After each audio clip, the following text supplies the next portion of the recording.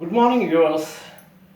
Today I have bought a whiteboard for you, haven't I? Now, look at the whiteboard. Please see the words on the black whiteboard. See, what do you see? There are some words here. They are give, bring, take, open, close, write, read, check, think, do, ask. What do you think these words are? These words are verbs. They are actually action verbs. We use these verbs to ask somebody to do something for us. So they are called action verbs. For example, let me explain. I am an English teacher. I am Jagatha. I usually use all these verbs in my classroom. You may ask why. For example, I ask my children to open their reader on page number 16. What will they do? They will open the reader. Sometimes I ask my children to close the door because when it is not conducive for the teaching. Sometimes I ask my children to write down the notes. What will they do? They will write the notes. Sometimes I ask my children to read the lessons. They will read. Sometimes I ask my children to check their answers. They will check their answers. Okay, sometimes I ask my children to think well before answering my questions. Or sometimes ask my children to do their homework. They will do it at home, of course. Sometimes I ask my children to bring the attendance register for me because we don't have a messenger or pew in our school. Okay, sometimes I ask my children to give their books to me. Okay, in this way, I ask my children to get things done. Okay, in this way, you can use these words in your daily speech. That's why these verbs are called action verbs, and the sentences we use are called imperative sentences. For example, open the door. It is an imperative sentence. Close the window. It's an imperative sentence. In the same way, take this book. It is an imperative sentence. In the same way, check your notes or check your answers.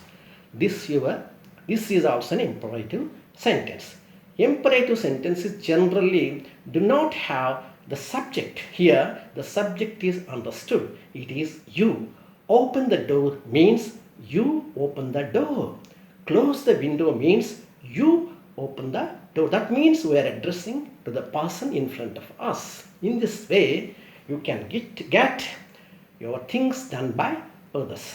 Okay, now I would like to say, suppose you know only these words and go to another state where your mother tongue is not spoken, some other local language is spoken. Suppose you go to a hotel and then the bearer comes to you. You will ask, what do you want? You know these words only. You simply say, give me 2 puris. What will he do?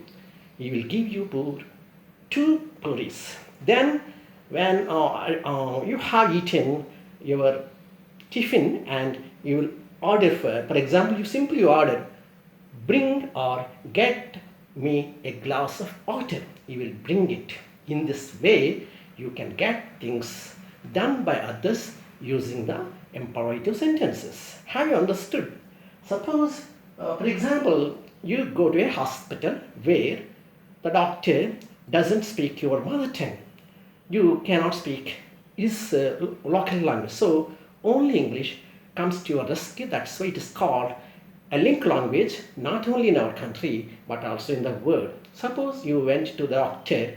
What would the doctor ask you? The doctor asks, what is your problem? Simply you say, doctor, check my temperature. What will he do? He check your temperature. Then what will he do?